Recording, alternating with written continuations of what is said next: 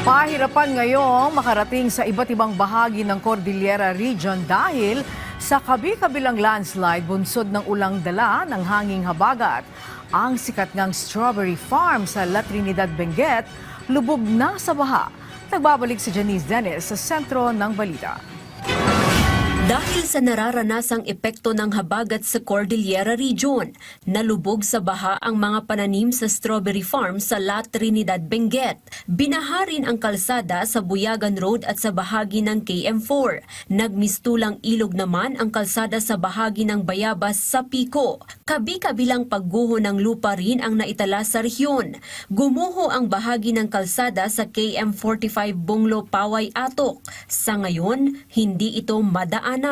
Dahil dito, mano-manong binuhat ng mga pulis ang isang pasyente para ilipat sa isang sasakyan upang madala sa ospital. Naipon naman ang putik at mga bato sa bahagi ng Halsema Highway sa Silan. Wash out naman ang bahagi ng Amburayan Bunang Provincial Road sa Sakburoy, Kapangan at ang bahagi ng Benguet Vizcaya Road sa Bacol-Lamut Junction dahil sa pagguho ng lupa. Apektado rin ang bahagi ng Cannon Road dahil sa mud flow. Nananatiling sarado ito at tanging mga residente lamang ang pinapayagang dumaan.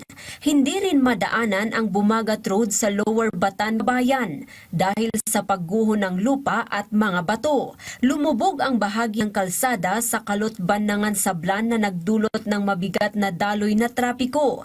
Sa ngayon, isinasagawa na ang clearing operations sa mga apektadong kalsada.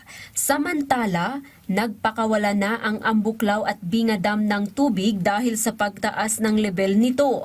Pinayuhan ang mga naninirahan sa mababang bahagi ng dam na mag-ingat. Inilipat rin ang mga alagang baka matapos tumaas ang level ng tubig sa Malanas River sa San Juan, Abra. Sa tala ng Department of Social Welfare and Development Office Cordillera, aabot na sa 1,379 na pamilya na may 4,292 na individual ang apektado sa 136 na barangay sa rehiyon. 26 na bahay ang bahagyang nasira habang 3 bahay ang tuluyang nasira. Nakahanda naman ang halos 2 million pesos na standby fund at mahigit 100,000 na halaga ng food and non-food items na ibabahagi sa mga apektado. Janice Dennis para sa Bayan.